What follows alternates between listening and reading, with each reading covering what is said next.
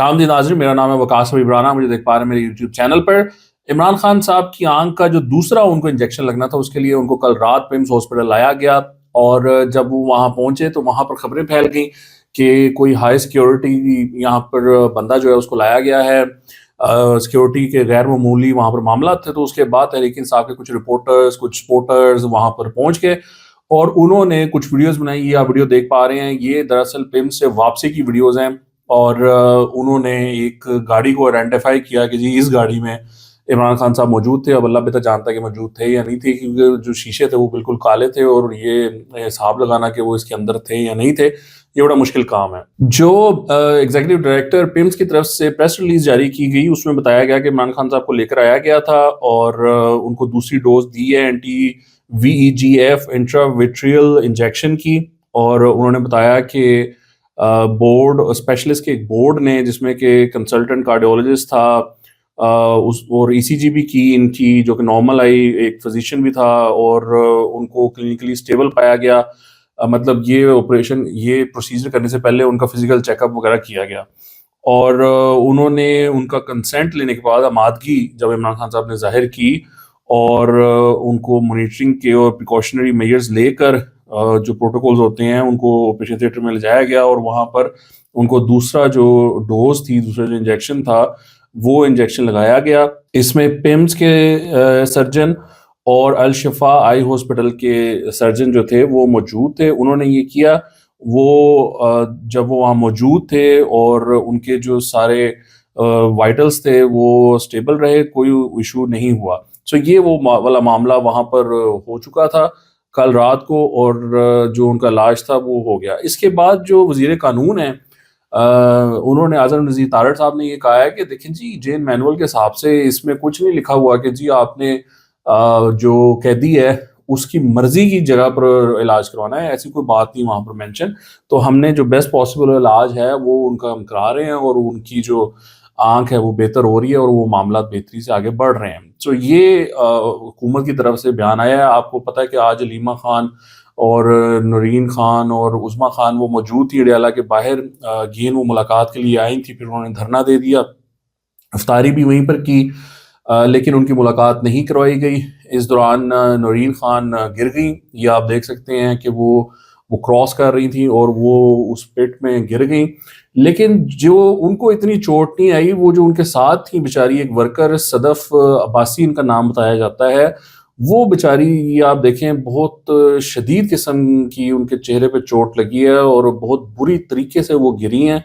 नूरीन जो खान है वो जब गिरी तो उनको भी साथ ले गिरी और वो बेचारी, उनके बहुत शदीद किस्म की चोट आई। I hope that she is recovering well, I hope that she is feeling well, I hope there is no permanent scar on her face. जिस तरह की ये चोट लगी है, बहुत ही खतरनाक मामला हुआ है। बस ये जो वर्कर शर्कर होते हैं ना, ये इनकी किस्मत ऐसी होती है। मुझे बड़ा अफसोस होता है जी। मैं तो, आपको पता है कि मेरा तो एक स्टांस है, मैं तो बहुत खिलाफ हूँ इस चीज़ों के कि जहाँ पर ये जो आम लोग होते हैं, आम पाकिस्तानी होते हैं, वर्कर्स होते हैं, ये अपनी तन मन धन या जान लगाते हैं, पसीना ज़ाया करते हैं, खून ज़ाया करते हैं, वक्त ज़ाया करते हैं और वो भी पॉलिटिकल लीडर्स के लिए। ये इंतहाई फजूल काम है। मैं तो इसको बिल्कुल ही फजूल काम समझता हूँ। मेरी नज़र में इससे ज़्यादा फजूल और वक्त ज़ाया करने वाला कोई काम हो नहीं सकता। अनलेस, इसमें मेरी हमेशा ये रहती है कि अनलेस कि आप बेसिकली कोई MP हो, MNA हो या बन रहे हो या आपने टिकट लेना है, तो वो एक ड्रामेबाजी आपको करनी पड़ती है, साथ जुड़ना पड़ता है, ये वो फिर ठीक है। और वो लोग होते हैं आमतौर पे, आपको पता ही है कि करोड़पति लोग होते हैं जिन्होंने पैसा लगाना होता है, फिर बाद में खाना भी होता है। तो ये जो आम बंदा होता है ना, ये जो जलील होता है ना, ख्वार होता है, जो मुझे बहुत अफसोस होता है और मैं उसको भी ब्लेम करता हूँ। मैं तो उनको भी कहता हूँ ये बेवकूफ़ लोग हैं जो पॉलिटिकल लीडर्स के पीछे जाकर अपना वक्त ज़ाया करते हैं। It's very unfortunate. ये आप देखें, शहबाज गिल साहब ने एक तस्वीर पोस्ट की है और उन्होंने कहा बेहुरमती। अब ये मतलब ना, कुछ इस तरह के लोग हैं, ये अजीबो गरीब लोग हैं। झूठ और फ्रेब, मकार, हिपोक्रेसी, डिसीव करना, ये हर नेगेटिव चीज़ जो है ये इस तरह के लोगों में है। ये बहुत ही घटिया लोग हैं। ये जो PTI के कुछ इस तरह के लीडर्स हैं ना जी, बहुत ही घटिया लोग हैं। अब उसने ये तस्वीर लगा के बेहुरमती, किस चीज़ की बेहुरमती? ये AI जनरेटेड तस्वीर है और जिस बंदे की तस्वीर है वो भी आ गया सामने। उसने कहा भाई मैं तो अपनी तस्वीर बनाई थी वैसे ही, और इन लोगों ने पकड़ के वो लगा दिया। पूरा पीटीआई ने वो तस्वीर लगाई हुई है, उसको चला रहे हैं और लोग लगे हुए हैं, जुल्म हो गया, जुल्म हो गया, क्या हो गया। ये हाल है यहाँ पर, मतलब अजीब। हम ना, मैं तो कहता हूँ किसी कड़मास में हम रह रहे हैं, जहां पर कि इस तरह के जाहिल लोग, ये शहबाज गिल जैसे, वो झूठ बोलते हैं, फेक चीजें लगाते हैं और अवाम शुरू हो जाती है, आए मर गए, क्या हो गया हमारे साथ। मुझे हंसी भी आती है, दुख भी होता है, पर वो सर पकड़ के बंदा कहता है यार मैं कहाँ जाऊं, क्या करूं, ये कौन सी कौम है हमारी, हम किस कामों पे लगे हुए हैं, कोई प्रोडक्टिव काम नहीं करते हम, ये सियासत के पीछे पड़े रहते हैं हम, सुबह दोपहर शाम बेवकूफों की तरह।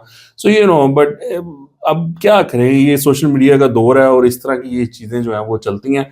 और जिसकी है वो कह रहा है कि यार तुम लोगों ने मेरी वीडियो में तस्वीर पकड़ के, एआई जनरेटेड है, मेरी पकड़ के लगा दी है।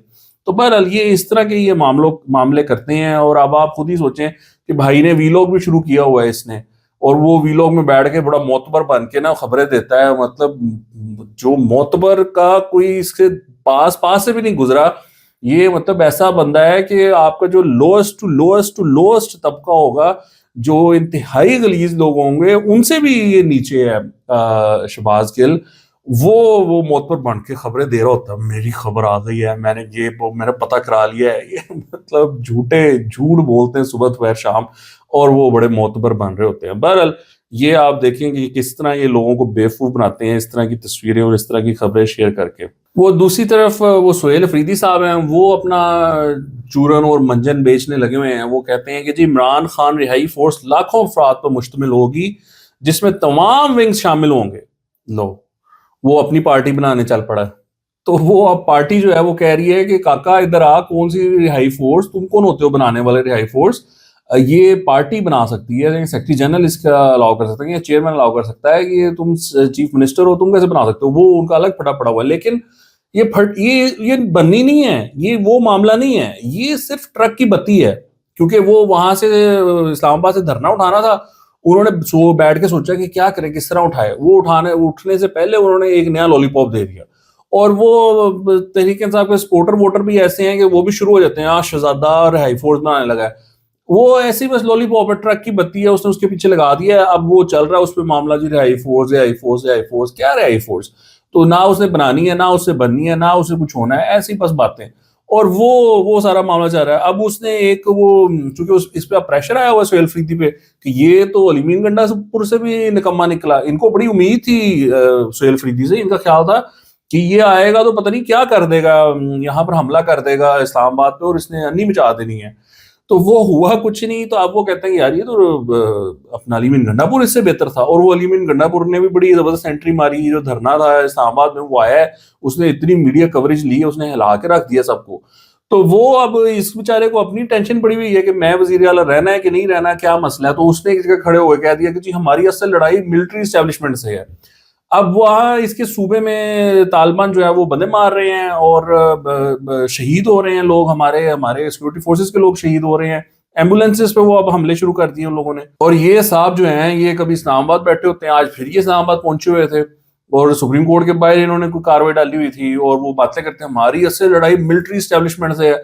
और भाई तुम्हारा लीडर मिलिट्री एस्टेब्लिशमेंट के साथ मिलकर हुकूमत बनाना चाहता है, वो उसकी सारी स्ट्रगल ही यही है कि किसी तरीके से हमारे मामला तय हो जाए और इस हुकूमत को फारिग करें, मुझे लेकर आए। तो तुम्हारी किस बात की लड़ाई है, ये कैसी लड़ाई है जिसका एंड ये है कि तुम लोग आपस में मिलकर बैठ जाओगे तो वो सुलह हो जाएगी। कमाल है यार।